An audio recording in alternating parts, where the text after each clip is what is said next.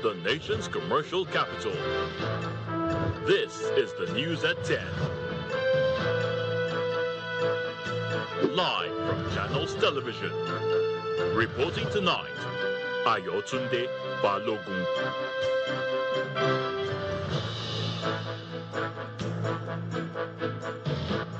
Hello and welcome tonight. PENGASSAN makes good its threat, seals off NNPCL, NUPRC and NMDPRA headquarters.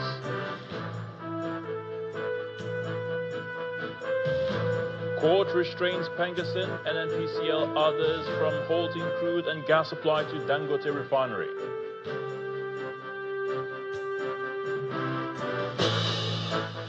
Court declares formation of shadow government illegal, says it's alien to the Constitution.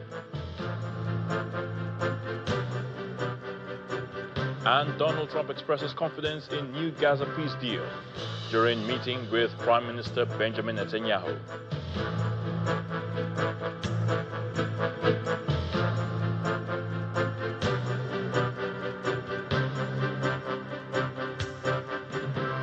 On Sports News tonight, FIFA deducts 3 points and 3 goals from South Africa for fielding an ineligible player against Lesotho.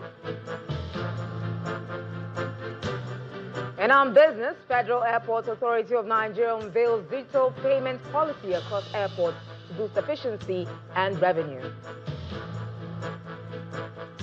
And from Abuja, no region left out in federal government's development plan, says Information Minister Mohammed Idris.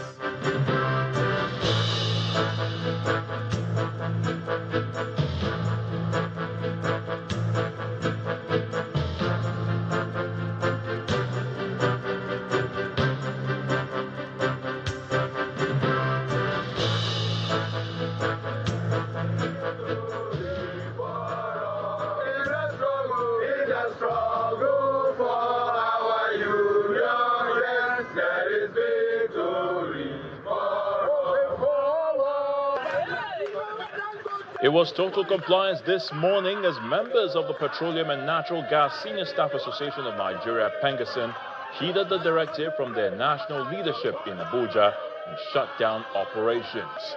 A tour around the Federal Capital Territory revealed determined groups of members converging at strategic industry hubs, the NNPCL Towers, the Nigerian Midstream and Downstream Petroleum Regulatory Authority, the NMDPRA, and the Nigerian Upstream Petroleum Regulatory Commission, the NUPRC, clad in their symbolic regalia. They stood their ground, placards in hand, voices raised, demanding justice as they staged their protest right at the doorsteps of their offices. For them, the strike is not partial, it is not symbolic, it is total. And they insist compliance will continue until every grievance is addressed.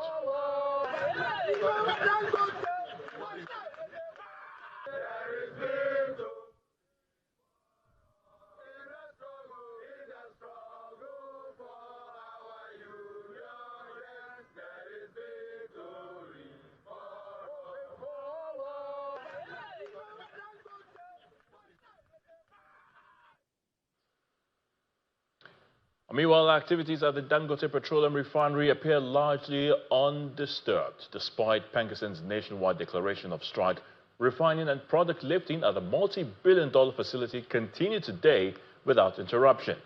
A visit to the sprawling complex revealed long lines of trucks at the gantry, loading refined products for onward distribution across the country.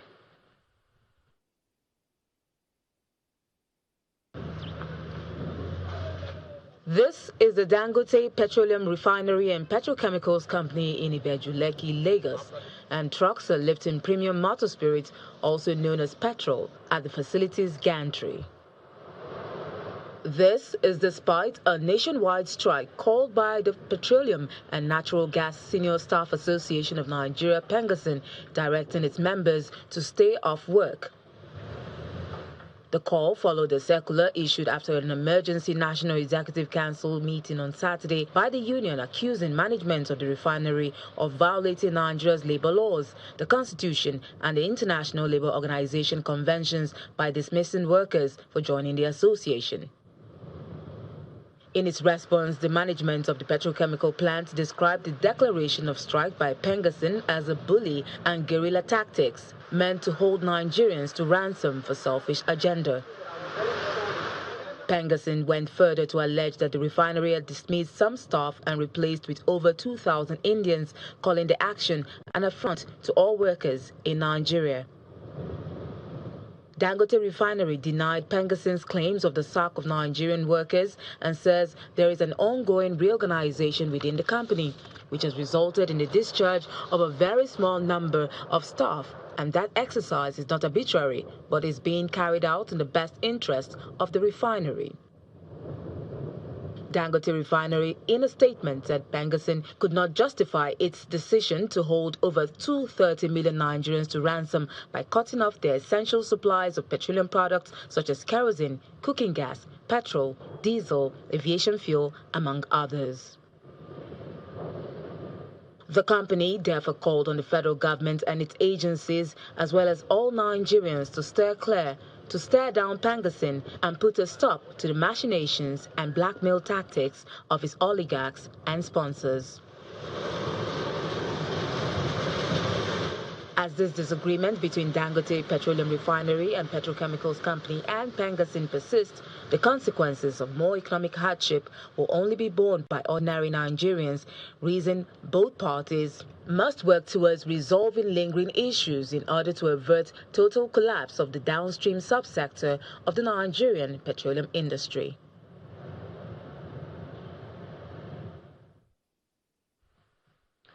Now, high-stakes reconciliation meeting is underway in Abuja between a delegation of the Petroleum and Natural Gas Senior Staff Association of Nigeria, PENGASSAN, and the management of the Dangote Petroleum Refinery. Now, PENGASSAN's team is led by its president, Mr. Festus Osifo, while officials of the refinery's management arrived at the Ministry of Labour and Employment conference room shortly before 4 p.m. Presiding over the talks are the Minister of Labour and Employment, Mohammed Dingyadi, alongside the Minister of State, Nkiruka Oyejocha. The meeting comes against the backdrop of rising tension in the oil and gas sector as the union and Africa's largest private refinery remain at loggerheads over unresolved labor disputes. Earlier today, PENGASSAN members barricaded the NNPCL towers in Abuja in strict compliance with the directive from their National Executive Committee for a total nationwide strike. The outcome of today's dialogue could determine whether the standoff eases or deepens further.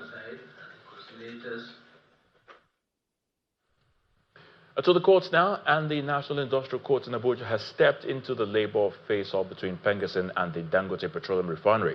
Justice Emmanuel Sibilim today issued an order restraining the Petroleum and Natural Gas Senior Staff Association of Nigeria from embarking on its industrial action against the refinery. The ruling followed an ex parte application filed by Dangote Refinery and argued by a senior advocate of Nigeria, George Ibrahim. Mr. Ibrahim told the court that the applicant is a licensed petroleum production and distribution company whose operations provide essential services to the Nigerian economy and millions of citizens. He argued that any disruption to crude oil and gas supply caused by the strike would severely damage the refinery's business and cripple the nation's access to essential products. In his ruling, Justice Sibilim held that the balance of convenience favored the refinery, noting that the continuation of the strike could cause irreparable harm.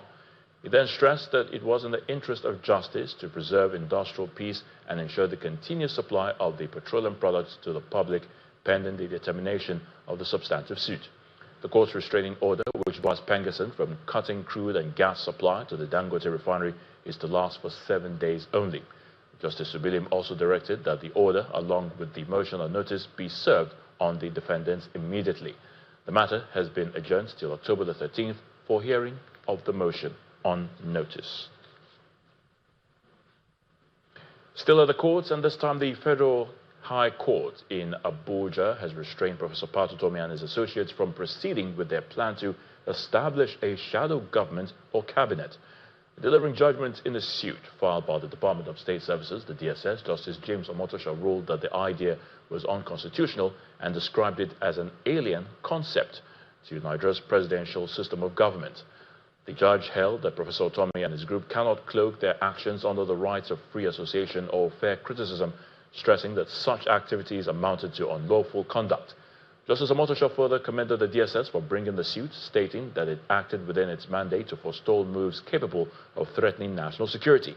He explained that the notion of a shadow government belongs to the Westminster parliamentary system, as practiced in countries like the United Kingdom, Canada, and Australia, where opposition parties scrutinize the government of the day but remain confined to parliamentary functions without exercising executive powers. Meanwhile, Professor Patutomi says he has accepted the court's ruling which declared his planned shadow government unconstitutional. Speaking to our political correspondent, Terry Ikumi, Professor Otomi stressed that his intention was never to form a parallel or illegal government, but rather to create a platform for citizens to constructively criticize those in power.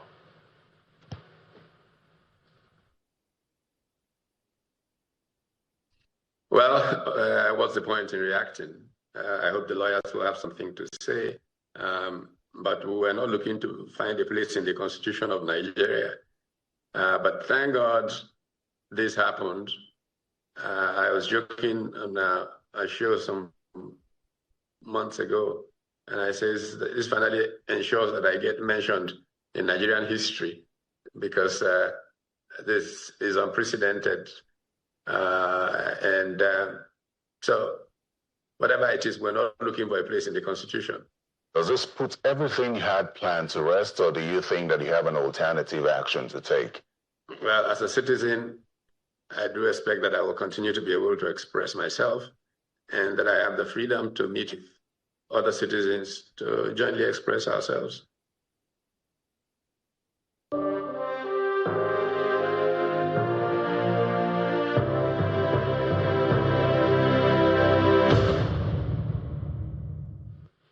Vice President Kashim Shettima has assured Nigerians in the diaspora of greater inclusion in the policies and programs of the present administration, with the aim of repositioning Nigeria to take its rightful place among the Committee of Nations. Addressing members of the Nigerian community in the United States on the sidelines of the 80th session of the United Nations General Assembly in New York, the Vice President urged them to keep faith with their homeland, insisting that the country is on the right path under President Bola Tinubu. We are making progress. The Nigerians go and conquer the world. That's right. Nigeria no go carry last. Yep. The economy is booming. And be rest assured that we'll have a very robust engagement with my boss when we get back home. Honestly, we are not tapping into our diaspora. Yes, sir. Yes, sir. We ought to do much better. Nigeria, that's where the action is. Beams was talking about food crisis in 2050. By that 2050, some of you are holding American passports. By 2050, Nigeria will surpass the United States as the third most populous nation. And by the end of the century, Nigeria will be the most populous nation on earth. They are duty in numbers. And we are a rich country. We have no business being poor. Wherever I go, whenever I meet foreign delegations or anything, I tell them, no, I carry my poverty with dignity. I'm not coming here with a begging bowl. No. I want to deal with you on a pedestal of equality. My country is rich. I have no business being poor. That's right. Our entire ecological zones. There are certain parts of Nigeria, if money is to be grown, believe me, you can grow money in Kebbi. You can grow money in Niger State. Yes. In terms of natural endowments, we have 44 different mineral resources in Nigeria. In part two, after the break, Niger State woos global investors during the UN General Assembly. Please stay with us.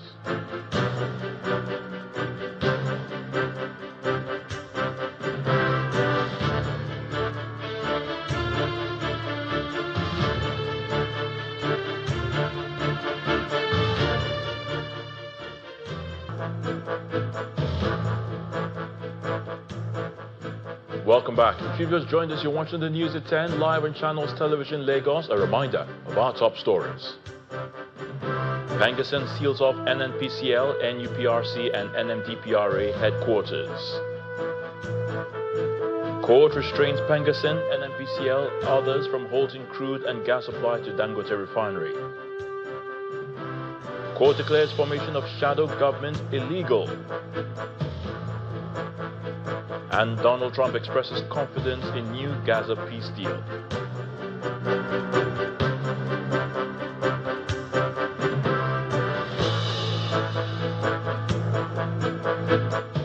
More on the sidelines of the 80th session of the UN General Assembly, and Governor Umaru Bago has unveiled his administration's ambitious target of making Niger State the foundation for Nigeria's drive toward food security. While speaking at the state-organized event, the governor emphasized that Niger's vast agricultural potential will be harnessed to contribute significantly to feeding the nation's growing population. Global leaders, investors, policymakers, government officials and members of the Nigerian diaspora are at this high-level event to showcase Niger State to the world. Present is the governor, his wife and other dignitaries. Taking place on the sidelines of the 80th session of the United Nations General Assembly, it is meant to showcase the state's potential as a key investment hub in Nigeria. For Niger State, it is an opportunity to share our journey, listen to new ideas, and strengthen partnerships around human capital, agricultural transformation, and investment. The goodwill messages emphasize the uniqueness of Niger State. Our IGR, the internally generated revenue, have changed. If you look at the growth index that was recently released by the National Bureau for Statistics, you see that Niger State have gone up from about 25th to about 6th in the ladder of states that are doing very well. It is one of the inspirational states that we've been looking at, both externally. You hear a lot of inquiries from investors about Niger State, and also internally within Nigeria. And for all the investors that are here, Niger State is definitely a place to put your money in. Together, we can bridge the gaps in human capital, strengthen food systems, build industries that will not only uplift Niger State, but also contribute to Nigeria's national prosperity and Africa's economic resilience. The governor makes clear one of the state's key targets. We have the best climate for cropping, best climate for livestock, and best climate for agriculture. Nigeria spends over $20 billion to import food. And we are poised to provide succor to Nigerians in terms of crop production, food production. Already spoken about the event featured two high-level panel discussions on human capital development and investments, as well as agricultural transformation. The state also signed some memoranda of understanding with some investors, all in line with the vision of Niger State towards improved livelihoods, a sustainable economy, urban renewal with rural transformation and good governance.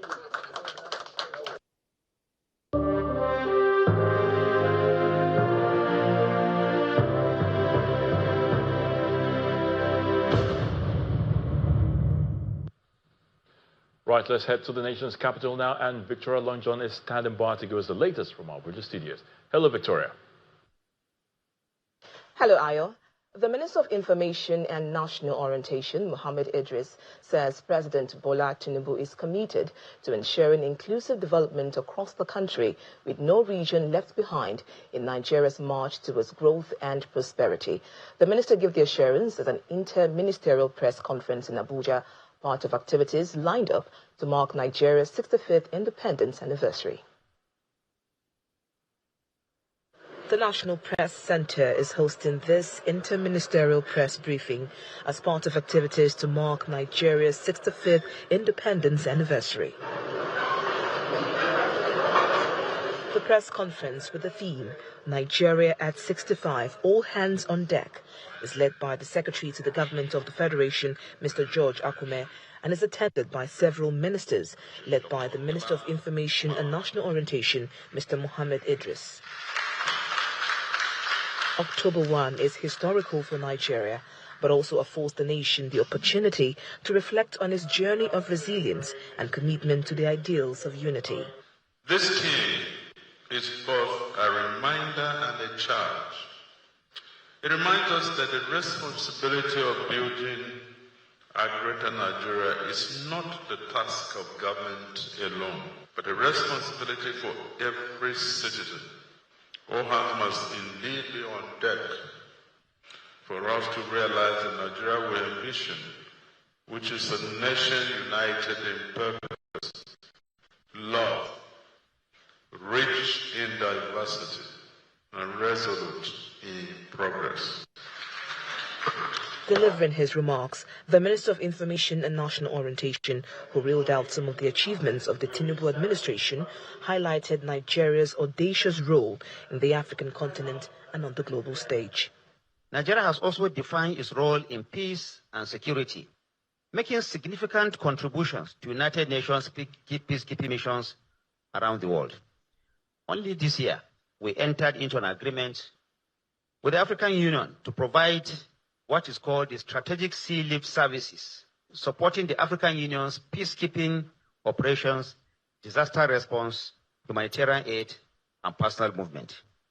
These efforts underscore our unshakable belief that peace, stability, and justice are universal values deserving the active engagement of every nation. He also reaffirmed the commitment of the federal government in maintaining inclusive development, emphasizing that no region is being marginalized.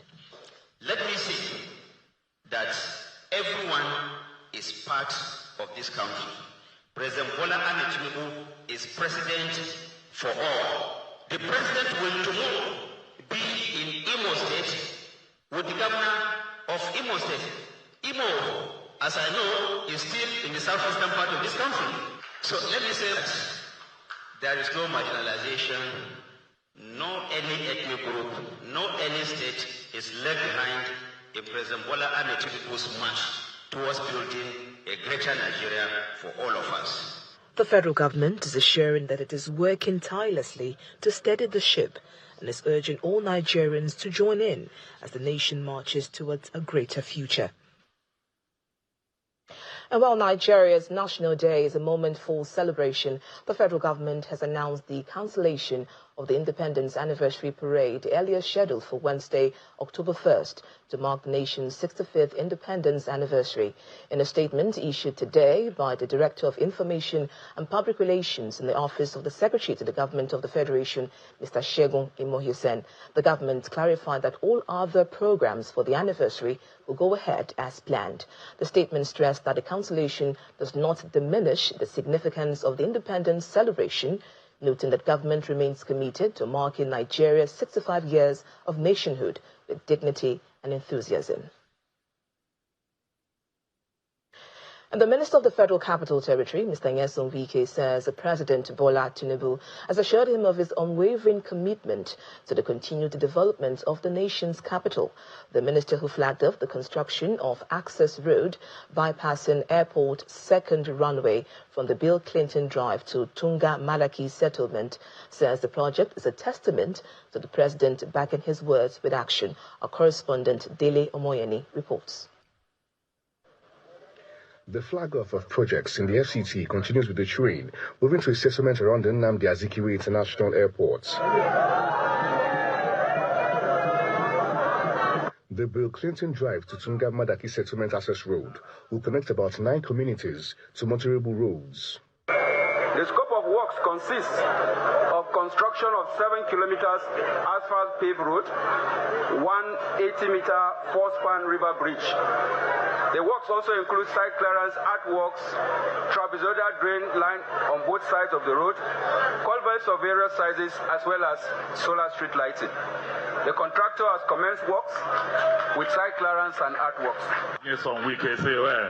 The Minister of the FCT and the Minister of State salutes President Bola Tinubu for prioritizing infrastructure development in the FCT. It is the beginning of a journey that touches life, open doors, and also transform communities in the FCT, all under the leadership of His Excellency Barrister Ezemoya Songwiki.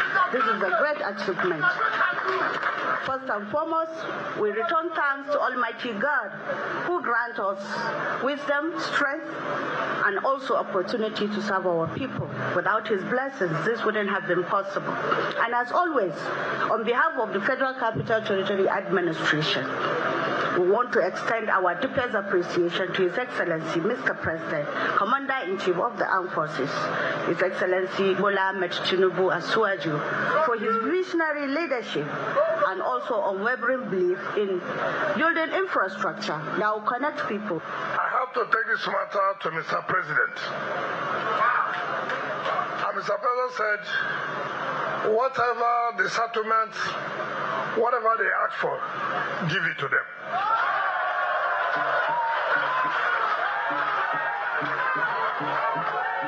Today, the 29th of September 2025, we are here to the glory of God to fulfill the promise made by Mr. President to the people of Tunga Madaki settlement. And that is the essence of the whole thing about the Renewed Hope agenda. The project is expected to be completed before the third-year anniversary of President Bola Tinubu. Daily Omoyeni, Channels Television News. Now, still ahead on the news at 10, FAN rolls out digital payment system to boost efficiency and revenue at airports. That's some business news to join us again.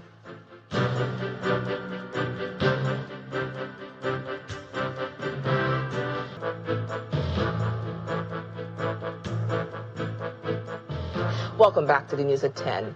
A 10-year economic blueprint for northern Nigeria, tagged MAP 2035, has been officially launched. The plan is designed to reposition the region as a major hub for innovation, agriculture, mining and power infrastructure while driving inclusive growth and development.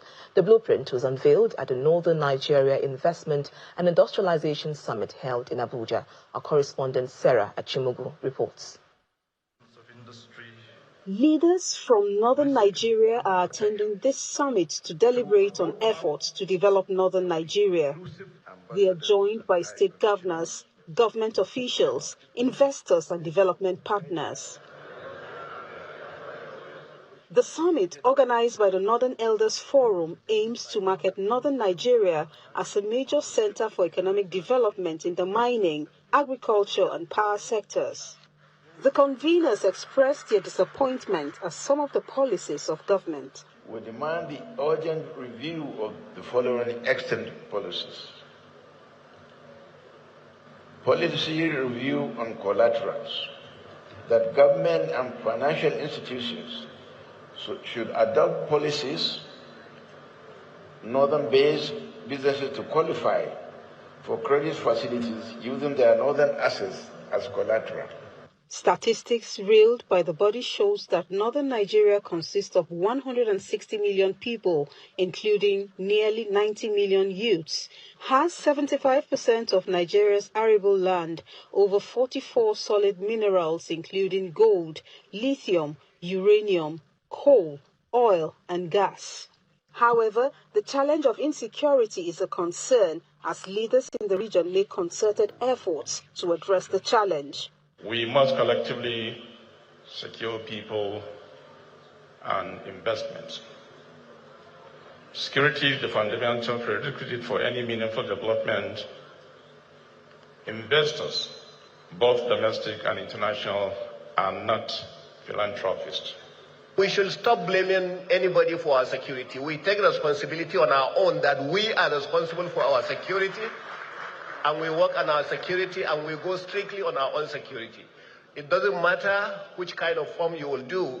So what we expect out of this is sincerity. We'll be sincere with ourselves. There were words of assurances from the federal government stressing that its policies aligns with the call from the northern region. The president's administration's strategic reforms place mining, agriculture, and power in the north at the heart of our growth agenda. What are those opportunities? As we have just heard, the north holds some of the most valuable mineral deposits in Africa. And then a new deal that will catalyze development in agriculture, mining, and power is signed. Sarah Chimugu, Channels Television News. And that's it from the nation's capital. It's now back to Ayo for the rest of the news at 10. Thank you so much, Victoria. Today, investors and business owners rallied to demand intervention from the highest levels of government, including the presidency, over the recent demolition exercise carried out by the Lagos state government at the Lagos International Trade Fair complex. They demand a probe into the action which has gravely impacted their businesses and, by extension, the nation's economy. Our correspondent, Chrissy Lems, reports.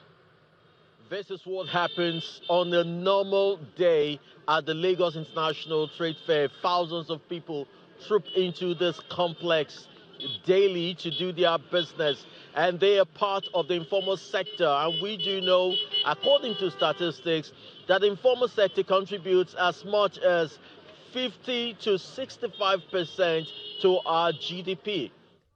This massive industrial complex, established in 1977, sprawls across approximately 350 hectares of land and serves over 60 different business divisions. But today, the hum of industry has been replaced by the sound of losses. Barely a week ago, hundreds of investors and business owners were jolted awake by a harrowing reality. Bulldozers from the Lagos state government moved in, tearing down structures and citing infractions like the non-approval of building plans. We expect the authority to come to our office with their layout plan and the approval of the individual buildings. If we don't have this, I'm sorry to say, we will bring down all the buildings in this place. We will bring them down. For many of the affected entrepreneurs, it still feels like a nightmare. Their investment, their livelihoods, heavily dented in a matter of hours. I was like, why demolishing my building? One of the persons that came with them told me that we failed to conquer here. I was very surprised. How? If you're hopeless, once you come here, you must find something to do. You understand? Even those that have criminal mind, when they come here, we restructure them. You understand? Imagine government trying to say that they will demolish this place. If you demolish this place, you understand, and these millions of people fall back to the street, can you control them? You understand? We're supposed to be partner with the government. You understand? Because what government wasn't able to do, we are doing it, for God's sake. We are doing it.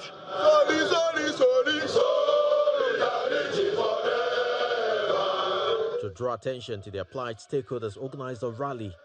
They voiced their resentment, arguing that despite their substantial contribution to nation building and the state's economy, they were treated with a lack of respect and due process.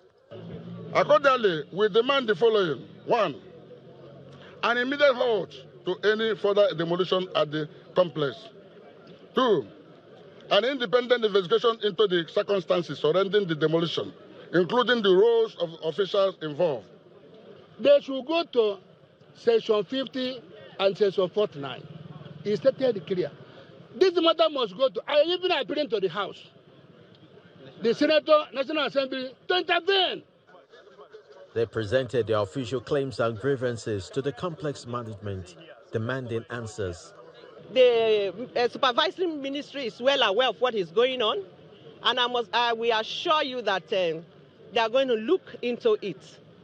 Once more, accept my sympathy and bear in mind that Mr. President is very, very concerned about the economic development of Nigeria. And this is the #1 commerce hub in Nigeria. With such devastating accrued losses, The future of doing business in Lagos now hangs in uncertainty for so many of these investors. The question now is, how will the state reconcile this destruction of domestic investment with its quest for new investors? Chris Alems, Channels Television News. Ultimum Limited has officially launched its Razzle brand of carbonated soft drinks in Enugu, bringing together strategic partners from Enugu, Ebonyi and Benue states. Marketing Director Tony Nodi introduced the brand, noting that Razzle is available in cola, orange, lemon and pamplemousse flavors, packaged in 40 cl and 60 cl PET bottles. She adds that the soft drink's unique taste and market acceptance demonstrate Ultimum's commitment to quality and excellence. Management and staff of Ultimum Limited, makers of Razzle carbonated soft drinks, have gathered in Enugu for the official launch across Enugu, Ebonyi and Benue states. The event brought together strategic partners, distributors, wholesalers and retailers from the 3 states, alongside Nollywood actors Stan Nze and Blessing Obasinze. A video showcasing the brand's production facility was shown to guests, highlighting the manufacturing process of Razzle drinks and the safety measures implemented.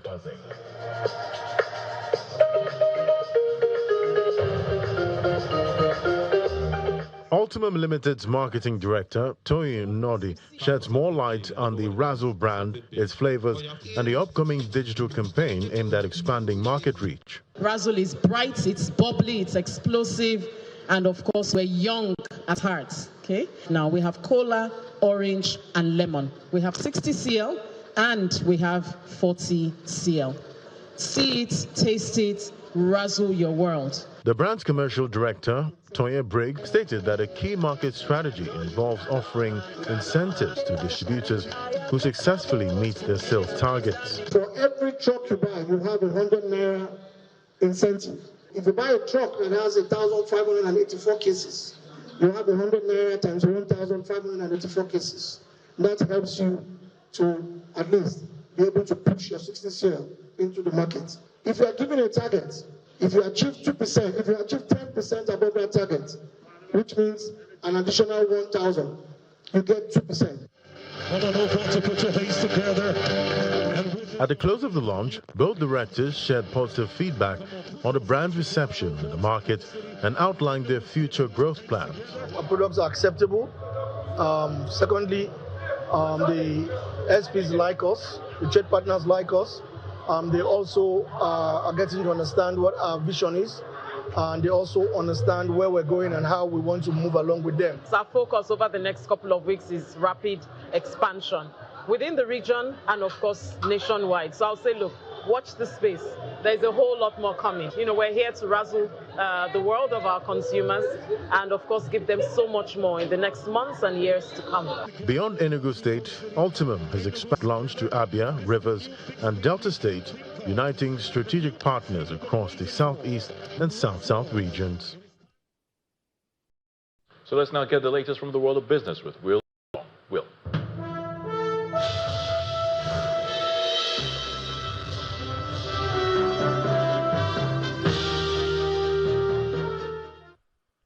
Thank you, Ayo. Let's kick off with the airspace, where the Federal Airports Authority of Nigeria, FAN, has introduced a new digital payment system across its airports aimed at tripling revenue collection. Now unveiled today, the initiative will enable passengers and airport users to pay for services such as parking, tolls, and lounge access through digital platforms, reducing dependence on cash transactions. Now, the system is expected to enhance transparency, curb leakages, and improve operational efficiency.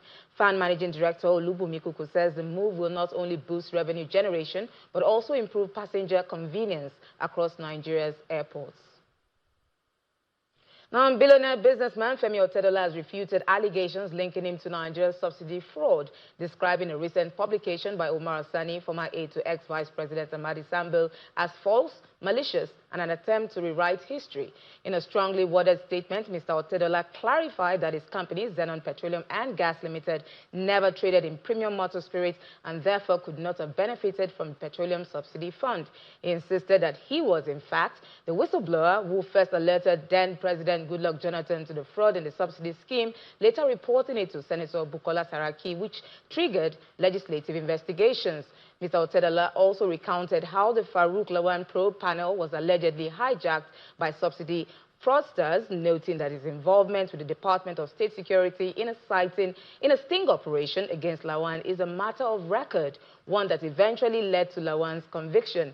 He urged President Bola Tinubu to release the full Agboje Imokwede report to expose the real subsidy thieves while dismissing claims about his dealings with AMCON as mischief, citing that he had already forfeited assets worth hundreds of billions of naira to settle obligations. The businessman who recently authored Making It Big has now instructed his lawyers to file a 1 billion libel suit against Sunny, warning that reputations must not be toyed with for cheap propaganda. And let's check in with the domestic equities market, which closed positive on the first trading day of this week and the final week for the month of September, as investors showed buy interest in Boa Cement. Larry Williams tells us more.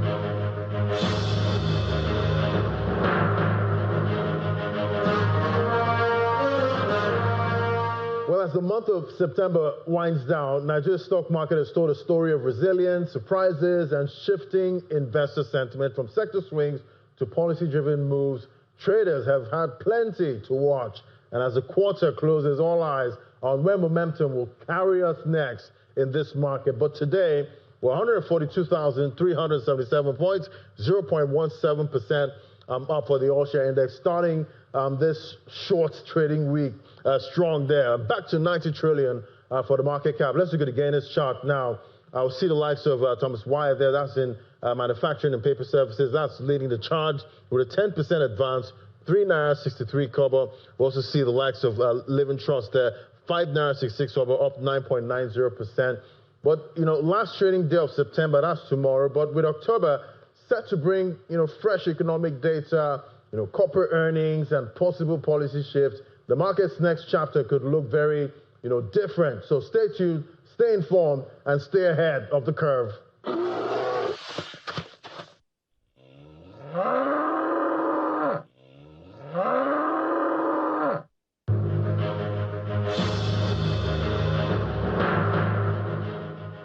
Thank you, Ladi. Let's see how other major equities outside Nigeria performed in today's trading session.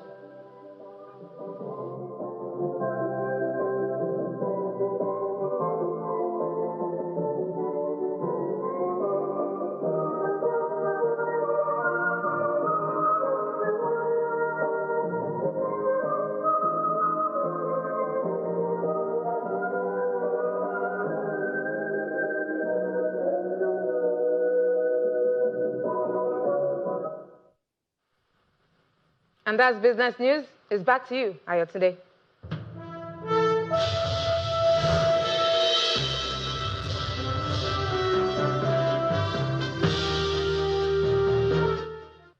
Many thanks, Will. Let's head to our London studio where Simon Pius is standing by to give us the latest and around the world in 5. Good evening and welcome to the Channel Studios here in London with your international news around the world in 5. Pretty close to having a deal on Gaza and maybe even peace. US President Donald Trump says he will push a new peace plan to end the Israel-Gaza war during White House talks with the Israeli Prime Minister Benjamin Netanyahu. Mr. Trump has talked up prospects of reaching an agreement, telling journalists, "I think we have a deal." But Mr. Netanyahu says it has not been finalized yet, while Hamas says they have not been formally sent the proposal. According to leaked copies of the plan, published by US and Israeli media, it stipulates the release of all hostages within 48 hours of the deal being confirmed. Once they are returned, Israel will free hundreds of Palestinian prisoners serving life sentences. The IDF will gradually withdraw from the Strip and Gaza will be governed by an interim transitional government. A Russian aerial bombardment that lasted more than 12 hours has killed at least 4 people and injured at least 70 others in Ukraine. President Volodymyr Zelensky said the deaths all occurred in the capital Kyiv, where many of the projectiles were aimed, and the victims included a 12-year-old girl. The barrage, involving nearly 600 drones and several dozen missiles aimed at 7 regions of Ukraine, is one of the heaviest in recent months. Russia said it struck military facilities and industrial enterprises supporting Ukraine's armed forces. At least 4 people have been killed and 8 others injured after a gunman drove a vehicle into a Michigan church, opened fire and set the building ablaze. Officials said the attack on the Church of Jesus Christ of Latter-day Saints in Grand Blanc, a town 60 miles northwest of Detroit, happened during a Sunday service attended by hundreds of people. The suspect, identified as Thomas Jacob Sanford, was later shot dead by police. We heard a large, just a loud bang. At first figured somebody accidentally had done something, so we started rushing out to go help, and then as soon as I saw the American flags on the truck and that it was on purpose, and somebody yelled that it was on purpose. The suspect used an accelerant of some sort, we believe gasoline, and lit the church on fire. At this time, that the FBI is now leading the investigation and is investigating this as an act of targeted violence. The pro-European party of the Moldovan president, Maia Sandu, is heading for victory and a new majority in parliament in elections seen as critical for her country's future path to the EU. Sandu, who had warned of massive Russian interference after voting on Sunday, said the future of her country, flanked by Ukraine and Romania, was at stake. With 96% of the 1.6 million votes counted, Sandu's Party of Action and Solidarity was close to winning 50% of the vote, well ahead of the pro-Russian Patriotic Electoral Bloc on under 25%. Sweeping UN economic and military sanctions have been reimposed on Iran 10 years after they were lifted in a landmark international deal over its nuclear program. The new measures took effect as the European partners to the deal, the UK, France and Germany, activated the so-called snap-back mechanism, accusing Iran of continued nuclear escalation and a lack of cooperation. Iran's president insisted last week that the country had no intention of developing nuclear weapons. Typhoon Boaloi has killed at least 11 people and damaged or destroyed hundreds of homes in the center and north of Vietnam. Dozens are missing or injured after the typhoon made landfall on Sunday night, flooding roads, washing away bridges, and tearing roofs off buildings before weakening and moving into neighboring Laos. Boaloi has already killed more than 20 people in the Philippines since Friday. It's the latest storm to batter the region with powerful winds and rain. And China has officially opened the world's highest bridge to the public. The Huajiang Grand Canyon Bridge towers 625 meters above a gorge in the country's Guizhou province. Officials say it cuts travel time between the canyon's 2 sides from 2 hours to 2 minutes. Earlier this year, in August, a testing team drove 96 trucks onto designated points to test the bridge's structural integrity. The bridge has now set a record for both the world's highest bridge and largest span bridge built in a mountainous area.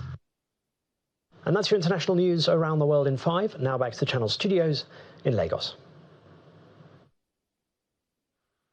Many thanks, Simon. In sports news, FIFA Disciplinary Committee has sanctioned the South African Football Association SAFA for having fielded an ineligible player, Teboho Mokoena, in the Bafana 2026 World Cup qualifier against Lesotho, played on March the 21st.